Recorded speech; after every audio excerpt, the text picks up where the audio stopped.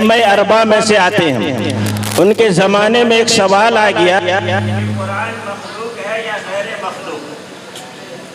اس وقت کے علماء نے یہ کہا تھا کہ یہ قرآن جو ہے مخلوق ہے۔ بھائی زمین مخلوق، آسمان مخلوق، کہتے ہیں جمادات نباتات سب مخلوق، فرشتے مخلوق، انسان مخلوق، قرآن مخلوق ہے کہ نہیں؟ تو اس وقت کچھ علماء نے کہا تھا کہ قرآن جو ہے مخلوق ہے۔ امام احمد بن حنبل رحمۃ اللہ علیہ ہیں، انہوں نے کہا کہ قرآن غیر مخلوق ہے، مخلوق نہیں ہے۔ بادشاہ وقت نے آپ کو قید کر دیا، جیل میں ڈال دیا، آپ کو ستایا، تکلیفیں دی، ہر دن آپ پر کوڑے برسائے گئے، ہر دن تازہ دم ہو کر جلاد آتے تھے اور امام احمد بن حنبل کے پیٹھ پر کوڑے لگاتے تھے اور آپ کو مجبور کرتے تھے کہ قرآن مخلوق ہے، غیر مخلوق نہیں۔ لیکن واہر استقامت، اس نے ہر ظلم کو گوارا کیا، اس سے یہ نہیں ہو سکا کہ جیل کے ڈر سے، پھانسی کے ڈر سے، کوڑے کے ڈر سے، کہتے ہیں وہ اپنے موقف سے ہٹ جائے۔ کہتے ہیں کہ وہ آدمی، کہتے ہیں موت کو گوارا تو کیا، تکلیف کو گوارا کیا، جیل جانا گوارا کیا، لیکن جو اس نے موقف اختیار کر لیا تھا کہ قرآن غیر مخلوق، اپنے موقف سے نہیں ہٹا۔ کہتے ہیں اگر اس دن امام احمد بن حنبل اپنے موقف سے ہٹ جاتے، آج پوری دنیا عقیدے کے اندر اس گمراہی میں ہوتی کہ قرآن مخلوق ہے یا غیر مخلوق۔ آخرکار بادشاہ وقت کو جو ہے ماننا پڑا کہ قرآن مخلوق نہیں، غیر مخلوق ہے۔ امام احمد بن حنبل نے فرمایا کہ یہ اللہ کا کلام ہے، اللہ کی ذات سے نکل کر آیا ہے، یہ جو ہے مخلوق نہیں ہو سکتا، یہ غیر مخلوق ہے۔ اسی قرآن کریم کی تلاوت کے لیے میں عزیزم، کیا نام ہے، مسرور عالم سلمہ متعلم باب العلوم قرائی، عزیزم مسرور عالم سلمہ متعلم باب العلوم قرائی۔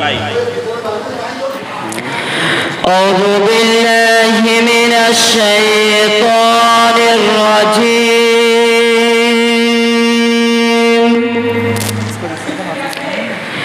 بسم اللہ الرحمن الرحیم،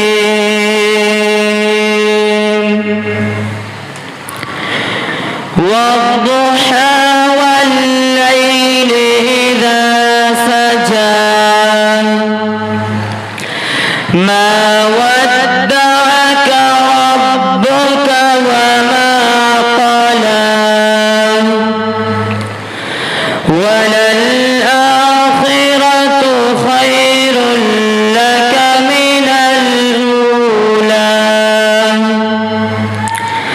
ولسوف يعطيك ربك فترضى ألم يجدك يتيما فآوى ووجدك ضالا فهدى ووجدك عائلا فأغنى فأما اليتيم فلا تقهر وأما السائل فلا تنهر وأما بنعمة ربك فحدث صدق اللہ العظیم۔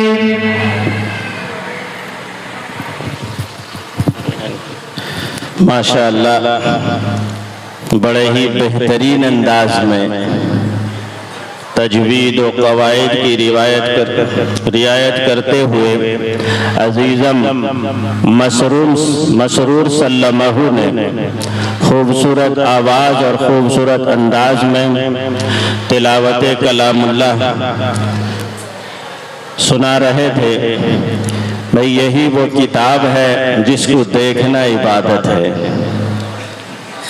سن لے، 4 چیزیں ایسی ہیں جن کو صرف دیکھنے میں ثواب ہے، عبادت ہے۔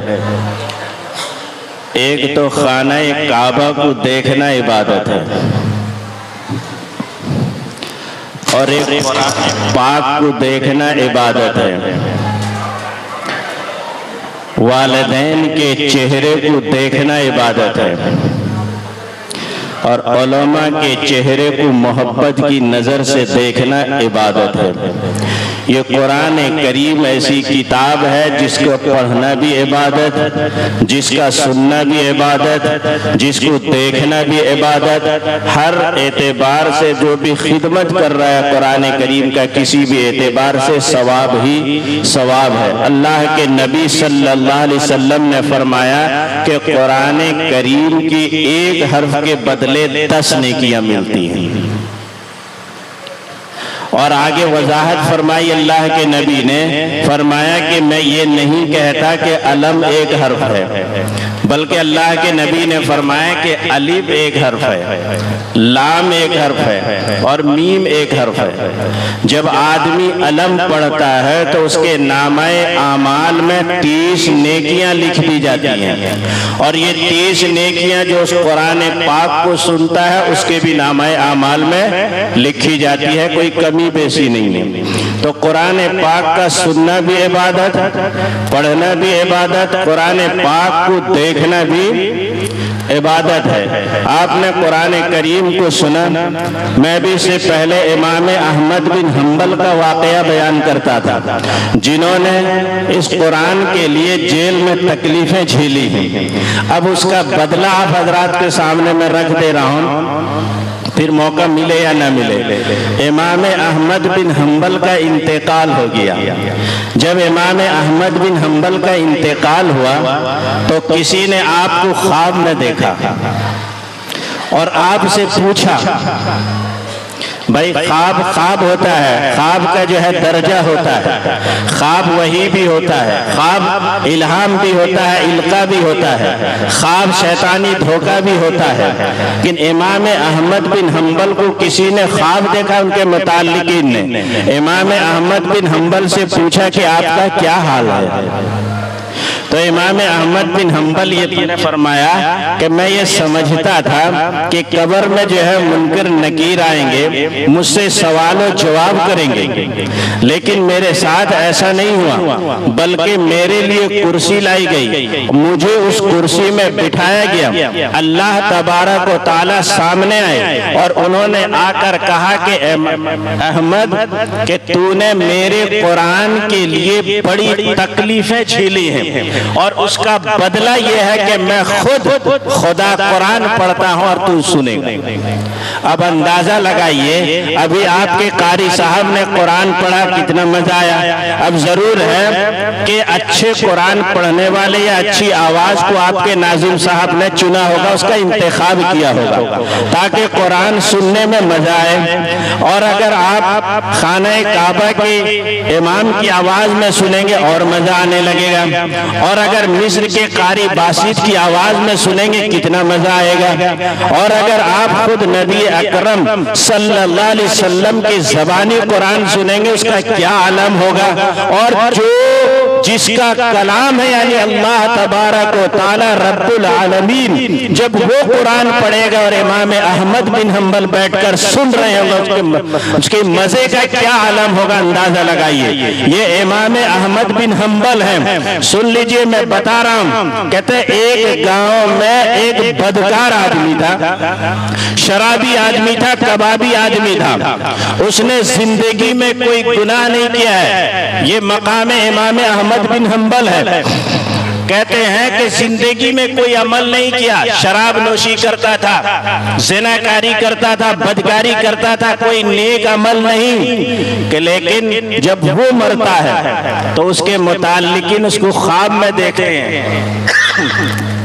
اور اس سے پوچھتے ہیں کہ تمہارا کیا حال ہے؟ اس نے کہا کہ کیا کروں، میں یہ سمجھتا تھا کہ میری بخشش نہیں ہوگی، لیکن اللہ تبارک و تعالیٰ نے مجھے بخش دیا ہے۔ وجہ کیا؟ کہتا ہے ایک مرتبہ میں پل کے اوپر بیٹھا ہوا تھا، امام احمد بن حنبل گزرے، نماز کا وقت ہو گیا، وضو کے لیے وہ پل کے نیچے ندی میں آئے وضو کرنے کے لیے۔ اب میں نے دیکھا کہ امام احمد بن حنبل وقت کا امام، لوگ ان کی جو ہے بے شمار مقلد ہیں، اور اتنا بڑا امام جو ہے وہ نیچے وضو کر رہا ہے اور میں پل کے اوپر بیٹھا ہوں۔ صرف امام احمد بن حنبل کی احترام میں وہ شخص جو ہے نیچے اتر گیا۔ اللہ تبارک و تعالیٰ کو اس کی یہ ادا اتنی پسند آئی ہے، امام احمد بن حنبل کی وجہ سے اللہ تعالیٰ نے اس کے تمام گناہوں کو بخش کر اس کو جو ہے جنت بخش دیا ہے۔